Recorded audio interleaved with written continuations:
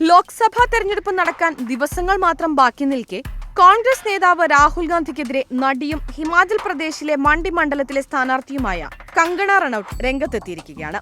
ലക്ഷ്യബോധമുള്ള ഒരമ്മയുടെ ഇരയാണ് രാഹുൽ ഗാന്ധി എന്നാണ് കങ്കണ ഒരു അഭിമുഖത്തിനിടെ പറഞ്ഞിരിക്കുന്നത്.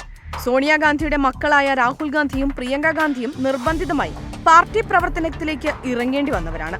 അതിന് കാരണം സോണിയാഗാന്ധിയാണെന്നാണ് കങ്കണ പറഞ്ഞിരിക്കുന്നത്. 3 ഇഡിയറ്റ്സ് സിനിമയിൽ കാണുന്നത് പോലെയാണ് ഇപ്പോൾ രാഹുൽ ഗാന്ധിയുടെ അവസ്ഥ. ലക്ഷ്യബോധമുള്ള ഒരമ്മയുടെ ഇര. രാഷ്ട്രീയത്തിലേക്ക് ഇറങ്ങാൻ സോണിയാഗാന്ധി മക്കളെ വല്ലാതെ ബുദ്ധിമുട്ടിച്ചിട്ടുണ്ട്. അവർക്ക് താല്പര്യമില്ലാതിരുന്നിട്ട് പോലും അവരെ നിർബന്ധിച്ചു.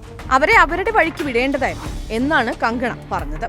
50 വയസ്സിന് മുകളിലുണ്ട് രാഹുലിന് പ്രായം. എന്നിട്ടും യുവ നേതാവായാണ് രാഹുലിനെ രാഷ്ട്രീയത്തിൽ അവതരിപ്പിച്ചത്. ഇതൊക്കെ നിർബന്ധത്തിന് വഴങ്ങി അദ്ദേഹം ചെയ്യുന്നതാണ്. രാഹുൽ ഗാന്ധിയെ ശരിക്കും മറ്റെന്തെങ്കിലും മേഖലയിലേക്ക് വിടണമായിരുന്നു. സിനിമയിലും രാഹുലിന് ഒരു കൈ നോക്കാമായിരുന്നു.